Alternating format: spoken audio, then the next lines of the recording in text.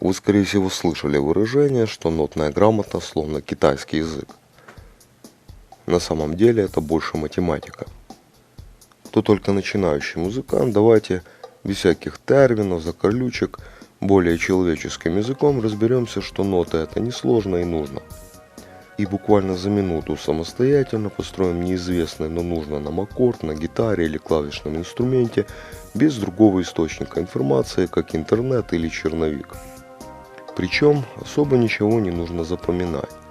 Всего 3 необходимых правила, которые еще не раз нам пригодятся.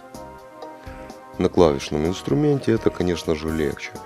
Здесь все разбито на блоки. Левее 2 черных клавиш начинается нота до. Далее по известной нам расстановке до, ре, ми, фа, соль, ля, си. Далее то же самое на тон выше и опять, и опять, и опять. Но вот на гитаре совершенно другая ситуация.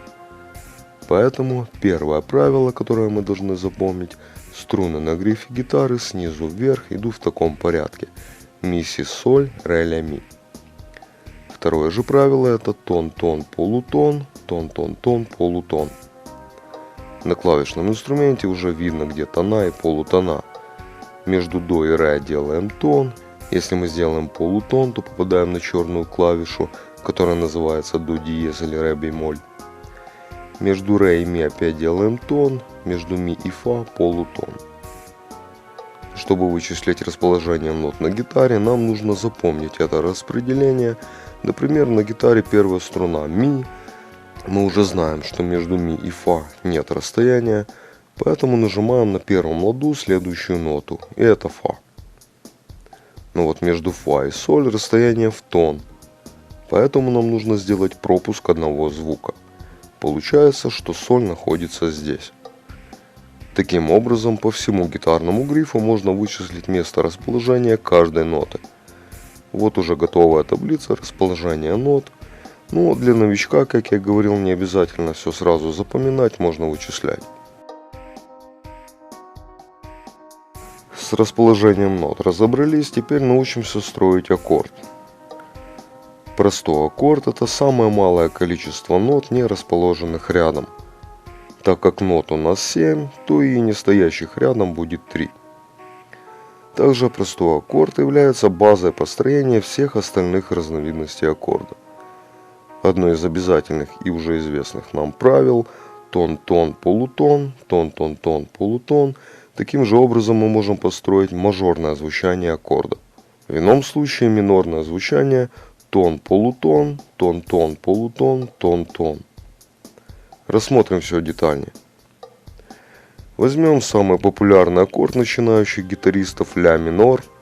Итак, главным звуком этого аккорда является нота ля. И поскольку мы вычисляем в минорном звучании, следуя математическому подсчету, ищем следующий звук. То есть передвигаемся вправо от нашей ноты на тон. Мы попадаем на ноту, стоящую рядом, а нам нужны раздельные. Поэтому смотрим наши тона и полутона и видим, что нам следует двигаться еще на полутон.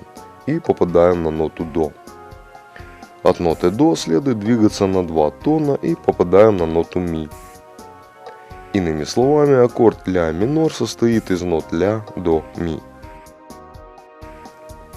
Для ощущения разницы сразу же рассмотрим аккорд ля мажор.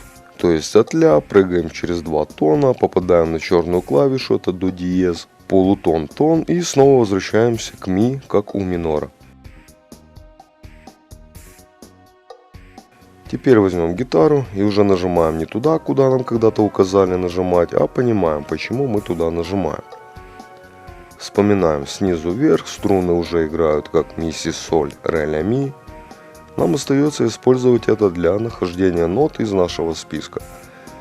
Первая нота ми, и она нам нужна. Вторая струна си. После си идет нота до. В начальном уроке мы уже разобрались, что между си и до пропуска нет. Третья струна соль, но мы нажимаем ля через тон. На четвертой струне у нас нота ми, вот здесь. Ну и 2 последние струны уже сами по себе играют ноты ля, ми. Полученный результат сравните с вашим справочником. С основой аккордов разобрались, теперь рассмотрим разновидности. Вы уже слышали о диезах, о бемолях, давайте немного подробнее. диез повышение звука на полутон, бемоль понижение. И так как наши инструменты гитара, фортепиано строятся с низкими звуками слева, а высокими справа, то и наглядно увидим, что диез – смещение ноты вправо, а бемоль влево. Например, аккорд соль. Ищем минорное звучание, тон-полутон, попадаем на черную клавишу, расположенную между ля и си.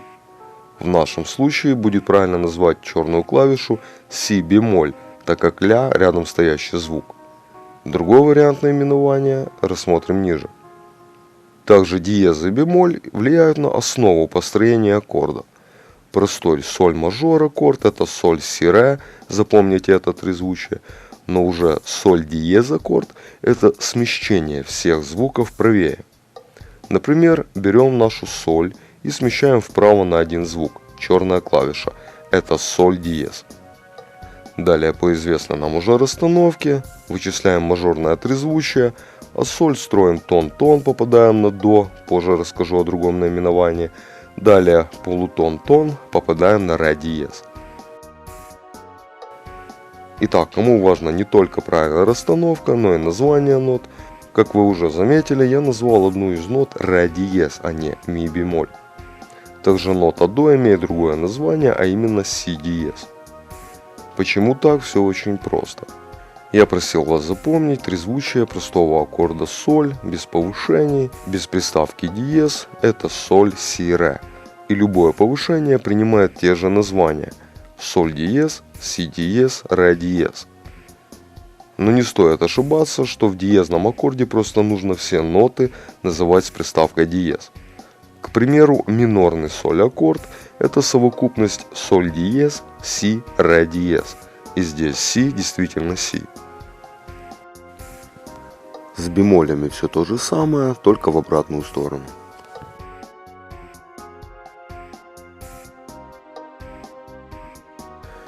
Следующее, что нам обязательно нужно уметь, это вычислять септаккорд.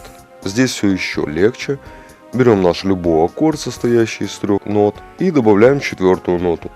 Септ это на латинском 7.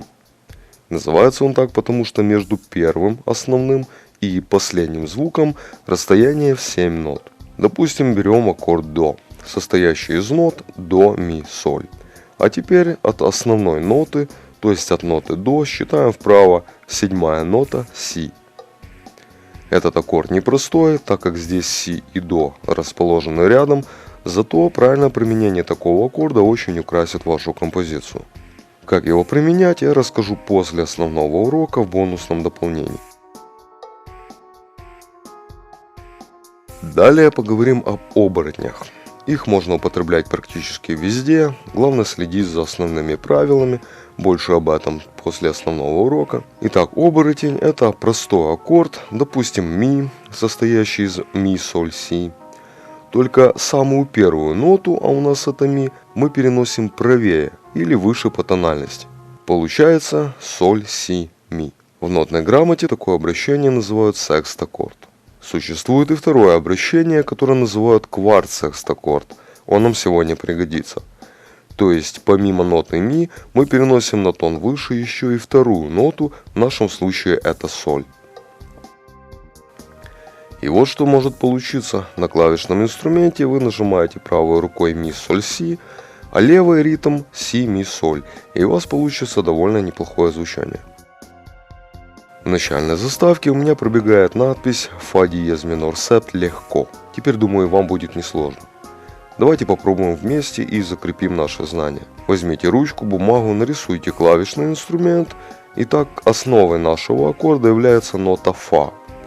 Сразу же определяем, где диез от ноты Фа, то есть перемещаемся вправо. Мы ищем в минорном звучании, то есть прыгаем на тон, полутон, попадаем на ля. Через 2 тона у нас до диез. Ну и считаем септаккорд от ноты, задающей тон Фа, простой Фа, и получаем еще одну ноту ми. Как я и обещал, ничего сложного.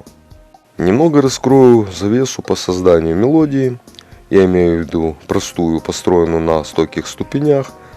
Здесь нам нужно познакомиться с такими понятиями, как тоника, субдоминанта, доминанта, доминантовый септаккорд, далее d7 и каданс. Тоника – это аккорд, задающий тон всей композиции, то есть наименьшую законченную композиционную структуру. Тоника – это тональность, в которой мы будем играть. Также тоника – это начало, но не обязательно начинать нашу композицию именно с нее.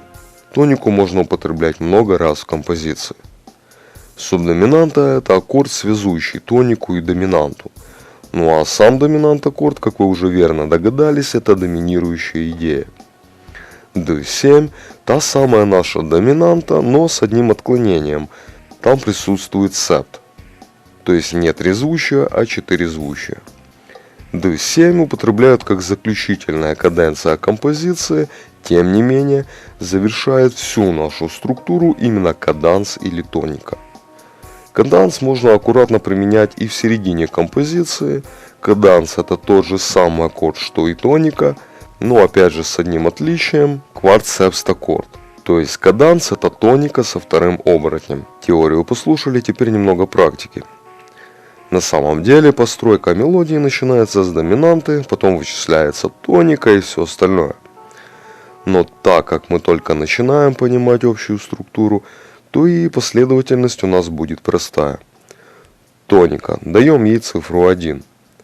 То есть это аккорд, с которого мы начинаем нашу мелодию. Допустим, это нота до. Отсюда нам нужно строить аккорд, который расположен на 4-й ступени от нашего начала, и у нас это фа. Только что мы вычислили субдоминанту. А доминанта идет на 5-й ступени, соль.